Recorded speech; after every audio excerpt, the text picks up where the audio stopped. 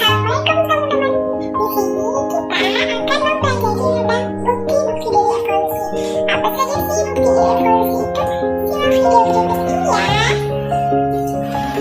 Baik, di sini saya sebagai pemateri pertama akan menjelaskan tentang bukti fisiologi perbandingan dan biokimia. Semua makhluk hidup mempunyai molekul biokimia dasar yang sama, yaitu DNA, ATP, dan enzim. Enzim identik antara lain enzim misalnya sitokrom C yang merupakan polipeptida terdiri dari 104 sampai 112 asam amino. Ternyata urutan asam amino pada spesies yang berbeda akan berbeda juga. Studi mengenai urutan asam amino pada hemoglobin manusia terlihat mempunyai persamaan yang dekat pada spesies yang diduga berkerabat dekat. Berikut persentase perbedaan urutan hemoglobin pada makhluk hidup. Yang pertama ada manusia atau gorila 1%, manusia atau gibbon 2%, manusia atau monyet rhesus 8%, manusia atau anjing 15%, manusia atau kuda atau sapi 25%, manusia atau tikus 27%. Ini ada perbandingan fisiologi. Telah diketahui ada kemiripan dalam fatal antara berbagai makhluk hidup, mulai dari mikroorganisme manusia. Misalnya, kemiripan dalam kegiatan pernafasan, pembentukan ATP dan penggunaannya dalam berbagai proses kehidupan adalah serupa pada hampir semua organisme. Bukti dari anatomi perbandingan. Yang pertama ada homologi. Perbandingan organ-organ secara homologi dapat Anda lihat pada elemen kerangka yang sama menyusun tungkai depan manusia, kucing, paus, kelelawar, dan semua mamalia lainnya. Meskipun tungkai tersebut mempunyai fungsi yang sangat berbeda. Yang biasa dipakai petunjuk evolusi adalah homologi struktur ekstremitas anterior beberapa hewan vertebrata. Contohnya pada gambar yang sudah tertera di bawah ini. Yang kedua ada analogi. Analogi adalah organ-organ tubuh yang mempunyai struktur yang berbeda tetapi memiliki fungsi yang sama. Analogi memiliki perbedaan dalam fungsi, namun berasal dari evolusi yang berbeda. Contohnya pada gambar yang sudah tertera di samping. Bukti dari paleontologi. Charles Darwin yang menyatakan bahwa fosil adalah bukti perkembangan makhluk hidup masa lampau yang menunjukkan suatu perkembangan yang terus-menerus secara evolutif. Perkembangan evolusi kuda sering digunakan sebagai contoh perkembangan makhluk hidup dari segi paleontologi. Paleontologi merupakan ilmu yang mempelajari tentang fosil. Fosil adalah sisa-sisa makhluk hidup yang telah membeku. Sisa-sisa tersebut dapat berupa tulang, cangkang, gigi, jejak kaki, maupun bagian-bagian yang lain. Bukti dari distribusi geografis. Yang pertama ada distribusi kontinental. Sedikit banyak semua organisme beradaptasi dengan lingkungannya.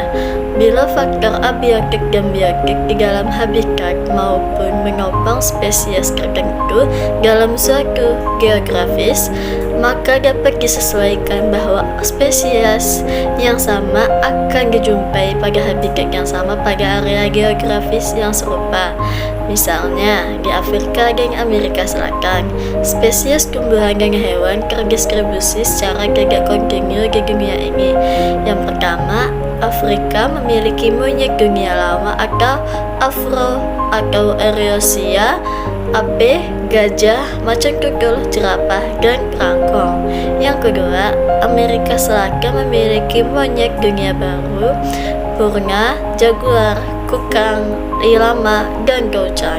Yang ketiga, gurun di Amerika Utara dan Selatan memiliki kaktus asli, tapi gurun di Afrika, Asia, dan Australia memiliki Euphorbiaceae asli yang berair dan mirip kaktus namun sangat berbeda. Walau dalam beberapa kasus, kaktus juga sangat berhasil. Contohnya, di gurun Australia ketika manusia. Contoh distribusi hewan lain meliputi beruang yang ada di semua benua kecuali Afrika, Australia, dan Antartika, dan beruang kutub yang hidup di Arctic Circle dan pulau-pulau di dekatnya. Yang kedua yaitu biogeografi pulau. Bukti dari biogeografi pulau berperan penting dalam perkembangan biologi evolusi. Pulau-pulau kontinental adalah pulau seperti Bulgaria Raya dan Jepang, yang pada suatu waktu pernah menjadi bagian dari benua.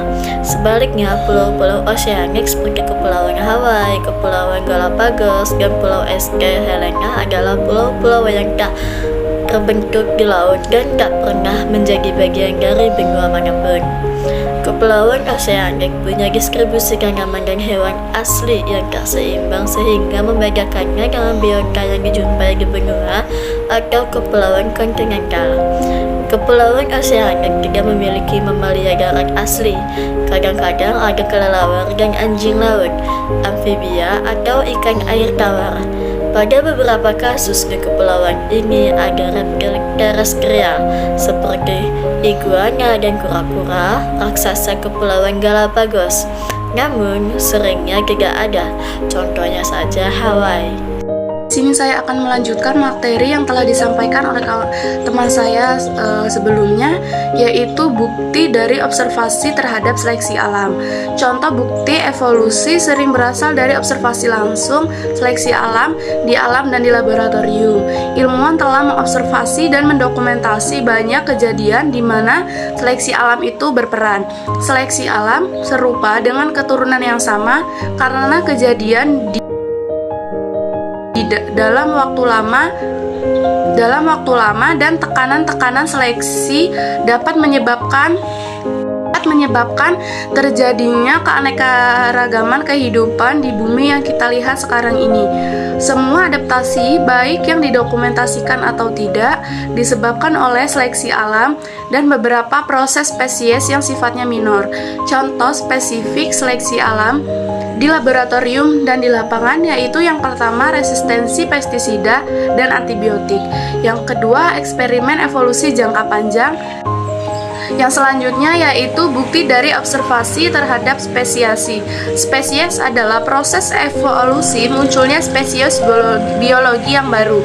Spesies dapat terjadi dari berbagai penyebab dan dikelompokkan dalam berbagai bentuk, misalnya alopatri, simpatri, poliploidisasi, dan sebagainya. Ilmuwan telah mengobservasi banyak contoh spesies di laboratorium serta di alam. Namun evolusi menghasilkan jauh lebih banyak spesies dibandingkan yang semula diduga. Misalnya ada sekitar 350.000 spesies kumbang. Baik, di sini saya Salsabila Apriliani akan membahas tentang bukti seleksi artifisial. Seleksi artifisial itu dapat membantu kita untuk mengetahui seleksi alam yang terjadi. Kegiatan tersebut dapat menunjukkan bahwa spesies bisa berubah secara dramatis melalui pembiakan selektif. Nah, yang pertama, di sini ada seleksi artifisial pada anjing. Anjing peliharaan yang kita temukan diklasifikasikan dalam berbagai spesies yang berbeda, dan spesies-spesies itu dianggap berbeda dari serigala, bahwa berbagai ras anjing berasal dari independen domestika, garis keturunan yang berbeda dari anjing liar, dan ada kekerabatan dengan serigala yang mirip dengan Dachshund atau Collie. Observasi ini menunjukkan adanya seleksi yang memiliki mengubah efek yang besar pada populasi dan memiliki kemampuan untuk mengubah bentuk dan perilaku makhluk hidup, bahkan menunjukkan sifat seperti nenek moyangnya. Yang kedua, ada seleksi artifisial pada merpati. Bisa dilihat pada gambar di samping bahwa perbedaan bisa dilihat dari ukuran dan bentuk paruh, warna bulu, ada beberapa yang mempunyai bulu kaki, ada beberapa yang bersisik, dan ada beberapa yang berselaput. Kemudian beberapa itu memiliki ekor yang kipas keluar seperti burung merak.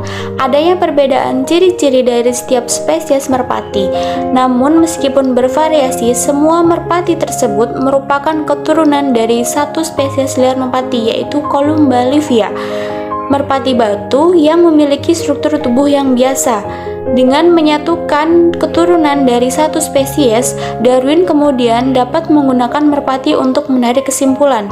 Yang pertama, Darwin mempercayai bahwa merpati tersebut berasal dari satu nenek moyang. Yang kedua, Darwin menunjukkan bahwa di antara keturunan merpati dapat memiliki sifat yang dibutuhkan untuk terjadinya pemilihan dan untuk perubahan terjadi secara bertahap selama beberapa generasi. Selanjutnya, ada seleksi artifisial pada ikan gupes. Seperti yang dijelaskan sebelumnya, bahwa manusia itu turut mempengaruhi evolusi. Perubahan-perubahan yang terjadi disebabkan lingkungan dan melalui seleksi buatan pada domestika tanaman dan hewan. Salah satu contohnya, pada ikan jenis gupes yang dilakukan manipulasi pada bintik-bintik tubuhnya. Bisa dilihat pada gambar di samping. Baiklah, sekian pemaparan dari kami semua. Semoga bermanfaat ilmunya untuk kita semua. Terima kasih. Wassalamualaikum warahmatullahi wabarakatuh.